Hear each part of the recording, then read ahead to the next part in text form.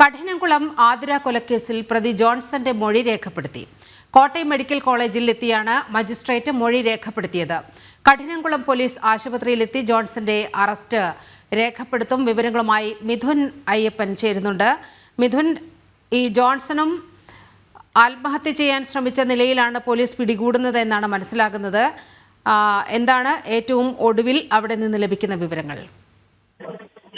ഇന്നലെ കുറിച്ചി പഞ്ചായത്ത് ഓഫീസിന് സമീപത്ത് വെച്ചായിരുന്നു ജോൺസനെ ചിങ്ങവനം പോലീസ് പിടികൂടുന്നത്.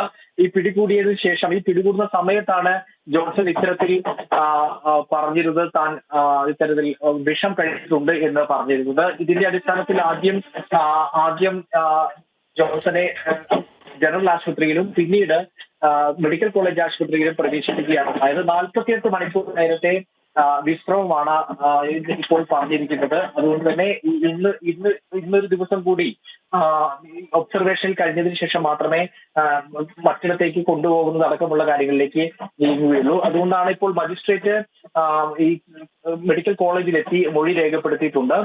കഠിനംകുളം പോലീസ് ആശുപത്രിയിലെത്തി ജോൺസന്റെ അറസ്റ്റ് രേഖപ്പെടുത്തുകയും ചെയ്യും. അത്തരത്തിൽ നടപടിക്രമങ്ങൾ ആശുപത്രിയിൽ വെച്ച് തന്നെ പൂർത്തിയാക്കാനാണ് ഇപ്പോൾ ഇത്തരത്തിലുള്ള നിർദ്ദേശം ലഭിച്ചിരിക്കുന്നത്. അതിന്റെ അടിസ്ഥാനത്തിലാണ് ഇപ്പോൾ നീങ്ങുന്നത്. 48 മണിക്കൂർ നിരീക്ഷണം പൂർത്തിയാക്കിയതിനു ശേഷം ആരോഗ്യനില കൂടി പരിഗണിച്ച് ഇവരെ മറ്റ് കഠിനംകുളത്തേക്ക് കൊണ്ടുപോകുന്ന അടക്കമുള്ള നടപടിയിലേക്ക് നീങ്ങുമെന്നാണ് അറിയിച്ചിരിക്കുന്നത്.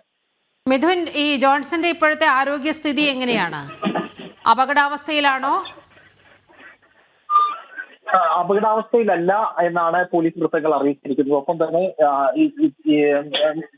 ഡോക്ടർമാർ നിർദ്ദേശിച്ചിരിക്കുന്ന 48 മണിക്കൂർ നേരത്തെ ഒരു വിശ്രമം തുടരേണ്ടതുണ്ട്. അതിനുവേണ്ടി മാത്രമാണ് ഇപ്പോൾ ആശുപത്രി തുടരുന്നത് എന്നാണ് പോലീസ് വൃത്തങ്ങൾ നൽകുന്ന വിവരം. അതായത് പ്രാഥമികമായി പോലീസിന് അപ്പോൾ മൊഴിയെടുക്കാൻ സാധിച്ചിട്ടില്ല എന്നാണോ?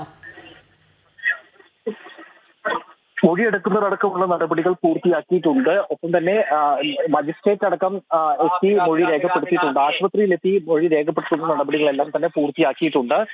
ആശുപത്രിയിൽ വെച്ചുകൊണ്ട് തന്നെ, അതായത് 48 മണിക്കൂർ ഒബ്സർവേഷൻ നിലനിൽക്കുന്നതിനാൽ ആ ഒബ്സർവേഷൻ പീരീഡ് കഴിഞ്ഞതിന് ശേഷം മാത്രമേ മറ്റിടത്തേക്ക് കൊണ്ടുപോകുന്നതും കൂടുതൽ വിശദമായിട്ടുള്ള ചോദ്യം ചെയ്യലിലേക്കും നീങ്ങാൻ സാധിക്കുകയുള്ളൂ. പക്ഷേ പ്രാഥമികമായി ഒബ്സർവേഷനിൽ നിർത്തിക്കൊണ്ട് തന്നെ നടപടിക്രമങ്ങൾ മുന്നോട്ട് കൊണ്ടുപോകാനാണ് ഇപ്പോൾ പോലീസ് ശ്രമിക്കുന്നത്. മിഥുൻ, ഈ മൊഴിയിൽ എന്താണ് പറയുന്നതെന്നുള്ള വിവരങ്ങൾ നമുക്കുണ്ടോ?